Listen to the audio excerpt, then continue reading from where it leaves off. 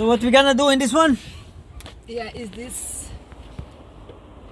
So you want the this one is broken? No, somebody was taking this one out, was stealing it. So after it fell down, It fell down. this one, it was this one, yeah. So this is the new one here? Yeah, it's a new one, that one. Okay. Yeah.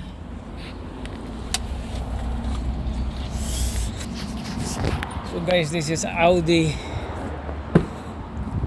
E6. Ang problema na kanyang sasakyan is yung kanyang what is this? Yung kanyang monitor, no? So ito daw nasira daw ito. It fell down. So bumili siya ng panibago. And itatry natin ikabit ito kung anong mangyayari nito. Kakabit lang naman ito. So as you can see, meron siyang yung kanyang connector dito saka dito. Yatas, patay, sira na yata ito. Tanggalin pa natin ito. Naku,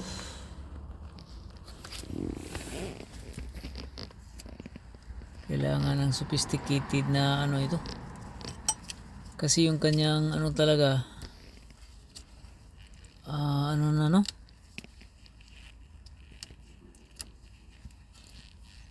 naku, patay.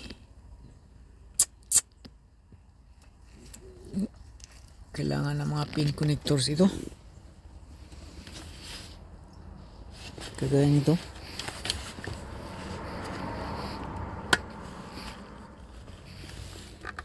So atras tayo dito mga kaibigan, dahil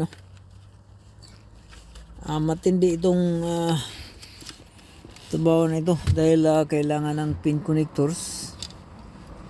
And yet sinubukan na niya na pag tagpuin yung wiring nito, which is not good, no? So no, it's not good. It need the proper what this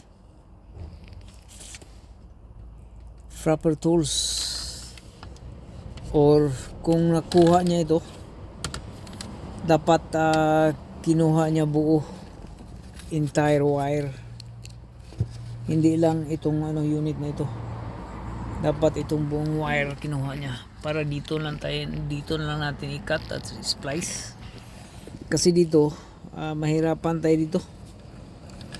Kailangan ng pin connectors nito, and then obviously the pin connectors there again, and then that will get complication.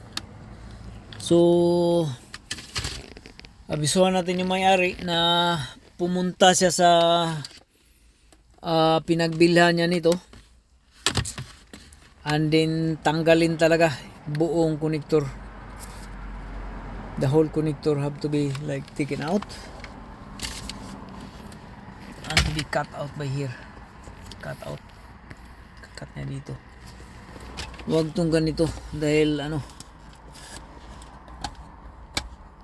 wala, nahirapan tayo. So there's no way na pwede natin makabit ito. We need the proper connector, kasi ito, kita nyo, that's not the proper thing to do. That's not the proper thing to do. That is not, there's no way that's the proper thing. No way. So it needs here, from the connector itself, a lot.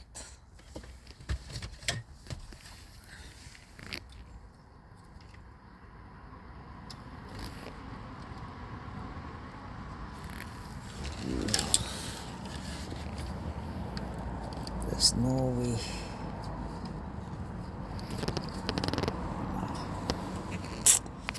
not good. So bisuhan nating may-ari na ano, ipatanggal talaga yung ano, entire connector. Ganito. So kung yung may-ari dito talaga ikakating. So no, there's no way we can do this. Okay, we need a proper thing. And of course this is electric guys, electric cannot mess up with the electric thing. So for now we refuse to do this job because this is not the proper one. The proper one, if connector here from the original is being cut off from here, and then we just splice the remaining wires. But this one here, the pins, no way. So it's not good guys. So it should be from here, like connector from here. So that side has to be cut from there.